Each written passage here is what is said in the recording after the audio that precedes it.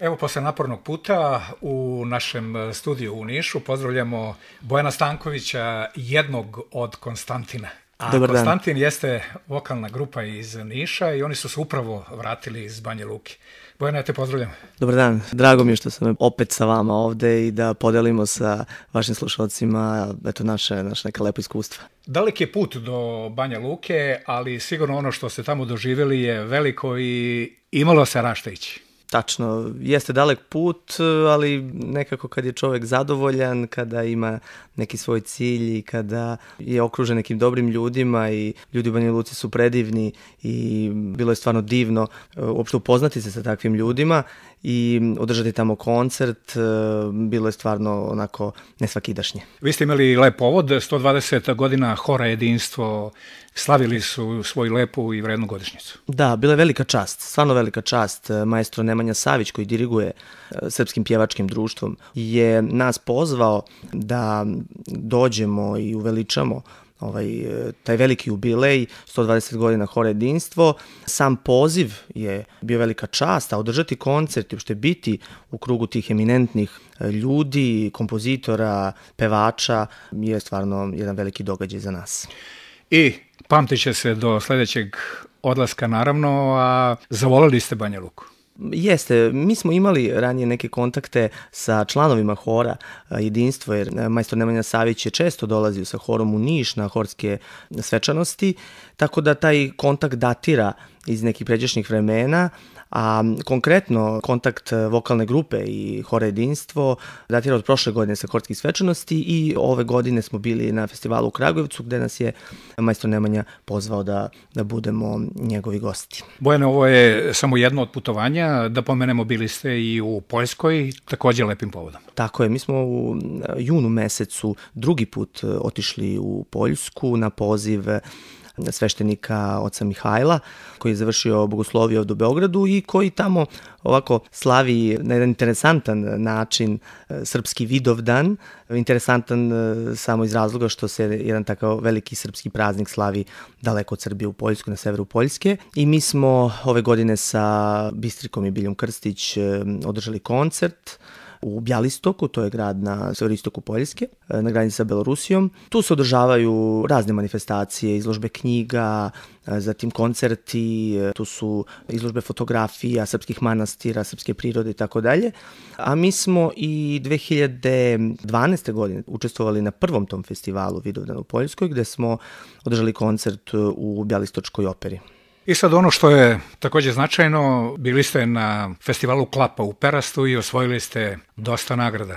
I sad iz Niša odete dole na more i pobedite kao Klapa. Pa eto, desilo se. Ništa nije slučajno, možda deluje ovako na prvu reč kad se kaže niška grupa, Klapa, ali ipak nekolicina nas je što rođena, što živela, da li u Hercegovini, u Crnoj Gori, u Dalmaciji, tako da postoji ta neka linija koja nas vezuje sa tim podnebljem, a opet s druge strane Niš je pevački grad, tako da nekako imamo žicu za to. Eto, bili smo 3 puta u Perastu, donosili sve te prve nagrade, evo 3. put i taj Grand Prix, tako da nekako spajamo sad sve to, Banja Luka, Poljska, Niš, Beograd, Perast, tako nekako sve, gradimo mostove, što se kaže. Ali sigurno i planirate novo putovanje? Naravno, evo mi smo sad baš posle ovog koncerta u Banja Luci, nisam pomenuo da smo koncert održali u Banskom dvoru, jednoj prelepoj sali, možda jednoj od najlepših sala na Balkanu, stvarno je divna, ja sam prvi put bio tamo, ali sam se oduševio,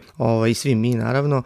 Opet će sigurno biti poziva, pretpostavljam, i za Banja Luku i za Poljsku opet, i evo imamo već neke najave za koncerte u Kotoru i Tivtu, odnosno u Boki Kotorskoj, u Crnoj Gori, tako da ima tu još nekih festivala, bit će tu sigurno nekih još događaja. Sad kada ste u Nišu, sigurno vredno vežbate da biste sve ovo postigli i naputovali se, što se kaže. Koliko nedeljno vežbate? Pa, jako je teško skupiti uopšte 11 ljudi, a obično to upoređujem, teško je nekada čoveku samom sa sobom da se dogovori šta će da radi i tako dalje, a naročito, ne znam, 5, 6, 7, eto 11 ljudi da se dogovori kad šta i da radi.